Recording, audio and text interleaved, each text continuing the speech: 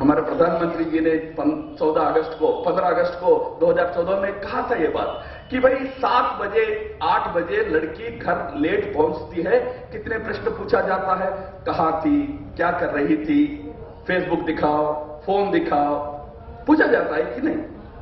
इसलिए कि क्यों आज परिस्थिति ऐसी है कि लड़की लेट से घर आएगी तो कुछ भी हो सकता है, डर है। हम सुरक्षा की दृष्टि से नियंत्रण निर्माण करने का प्रयास करते हैं। कभी हम पूछते हैं क्या कि लड़के को 11 बजे घर आता है तो महाशय क्या करके आ रहे हो? एक ही प्रश्न पूछा जाता है, बेटा खाया कि नहीं खाया है? हम वहां भी पूछते हैं कि भैया क्या क्या करके आए, तुम्हारा भी फेसबुक देखने दो, तुम्हारा भी मोबाइल देखने दो। तब तो कई चीजें बदलती है। यह होता है संस्कार के माध्यम से समाज के पीड़ित, वंचित या जो डिस्क्रिमिनेटेड सेक्शन है उनकी चिंता हमको करनी पड़ेगी। मित्रों, आखिरी बात कहकर मैं मेरे विचार को समाप्त करता हूं।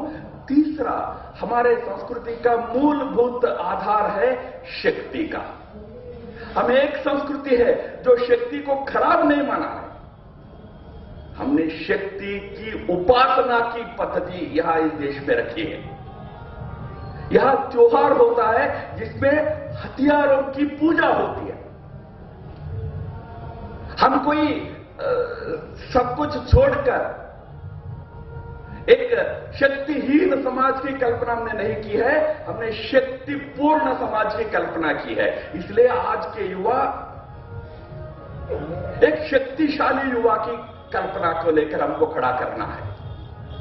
पर शक्ति पशुत्व नहीं है, शक्ति दूसरों को कष्ट देने वाला नहीं है। हमारे यहां कहा गया, शक्तुम न शक्तुम कर्तुम न कर्तुम अन्यथा कर्तुम शक्यते इति शक्ति है। इट विल डू, अच्छा करेगा। कुछ हो रहा है हमको कोई चिंता ही नहीं है, गलत हो रहा है हमको कोई चिंता नहीं है, अच्छा करने का मन नहीं है, समय नहीं है। आजकल तो समय किसी के पास नहीं है अच्छा करने का। शक्ति वो है जो अच्छा कर सकता है, शक्ति वो है जो न कर तुम बुराई को रोक सकता है। समाज में जब खराबी हो रही है, सरकार की तरफ मात्र मत देखो, सरकार को कुछ करना है सरकार को। आज कई चीजें करना है, हम कर नहीं पा रहे। राम मंदिर बनाना है, जैसा स्वामी जी ने कहा, हम सबका संकल्प है, हम सब चाहते, इसीलिए हम राजनीति में इतने वर्षों से प्रयास कर रहे हैं। जब बैठे हैं तो कर नहीं पा रहे,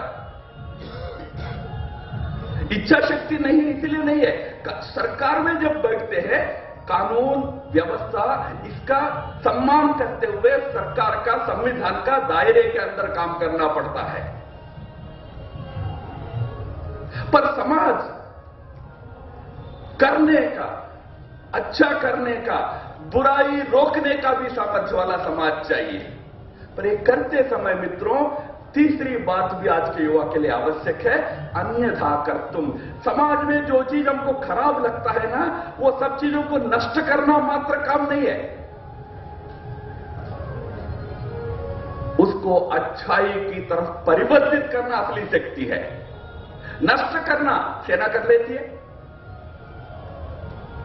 पर जो आपको खराब दिख रहा है ना, उसको अच्छाई में परिवर्तित करना, इसके लिए शक्ति, सामर्थ्य सच में चाहिए। इसलिए अच्छा करो, बुराई को रोको, जो बुराई है उसमें से समाज को अच्छाई की तरफ मोड़ो। इसलिए जब 14 फरवरी आ जाता है ना युवा के लिए, एक तरीका है कि डंडा लेकर हर पार्क में ढूंढने लगो। दूसरा है कि भाई एक समाज प्रबोधन करो कि आखिर वैलेंटाइन डे होता क्या है।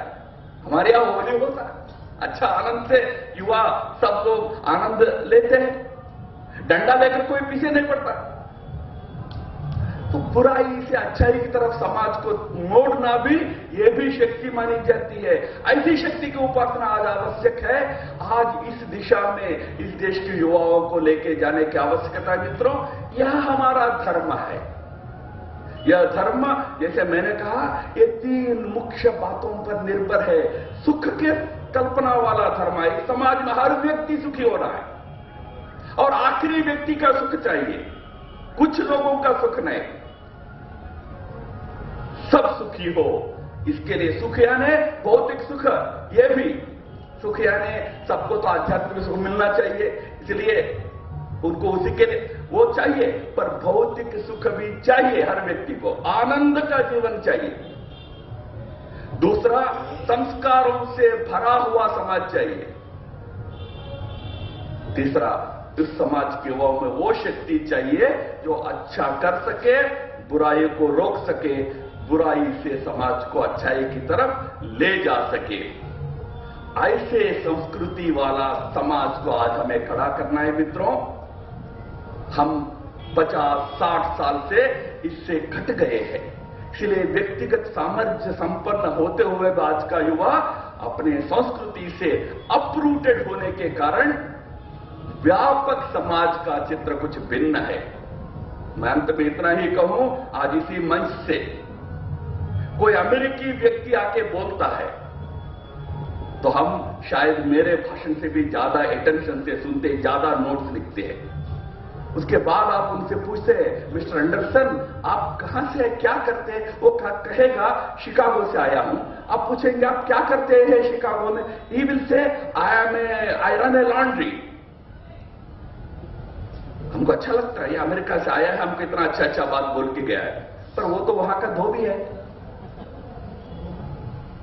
पर क्यों उनकी बात को वैल्यू मिलता है आज? मैं कोई रेसिस्ट भाषण नहीं दे रहा हूं, इसलिए मिलता है क्योंकि अमेरिका बड़ा देश है। अमेरिका के बारे में दुनिया में धारणा है कि यह महान देश है। यह महान देश से आने वाला धोबी ही क्यों न हो, वो कुछ अच्छे बात हमको बताएगा, ये लगता है। इसका ये भी हमारे लिए एक बोध है कि भारत के कतिपय युवा प्रभावशाली बन गए, अच्छे ताकतवर बन गए, दुनिया में अच्छे अच्छे पेप्सिको का मालिक भी, पेप्सिको का सीईओ भी आज एक भारतीय महिला हो गई है, माइक्रोसॉफ्ट का मालिक भी एक भारतीय व्यक्ति हो गया है। इससे उन व्यक्तियों को महानता मिलती है, भारत को नहीं मिलती है। जब भारत महान होता है तो भारत का सामान्य व्यक्ति को भी दुनिया में इज्जत मिलता है। इसलिए हमारा आज संकल्प प्रयास होना है, भारत को महान कैसे बनाएंगे, और इसका एक ही आधार है, इसकी आत्मा के आधार पर इस देश को खड़ा करना है। आत्मा से कटा हुआ, मूल से कटा हुआ कोई भी देश महान नहीं हो सकता मित्रों। इसको मूल से जोड़ना पड़ेगा, ऐसे महान राष्ट्र को बनाना पड़ेगा। और ये नहीं करेंगे तो एनी बेसेंट कहा करती थी, if religion dies in India, India dies. Bharat का जिस दिन संस्कृति धर्म नष्ट हो जाता है तब भारत नष्ट हो जाता है, भारत नाम का देश नहीं रहेगा इंडिया। पर आज भारत हिंदुस्तान को बनाना है, इसको खड़ा करना है। उस दृष्टि से युवा एक संकल्प लेकर आगे बढ़े, इतना ही निवेदन आप सबसे करते हुए पुनः इस आयोजन के सभी युवा कार्यकर्ताओं को बधाई देते हुए और संत महात्मा गण को विनम्रता से मेरा प्रणाम करते हुए मेरे वाणी को विराम देता हूं। नमस्कार।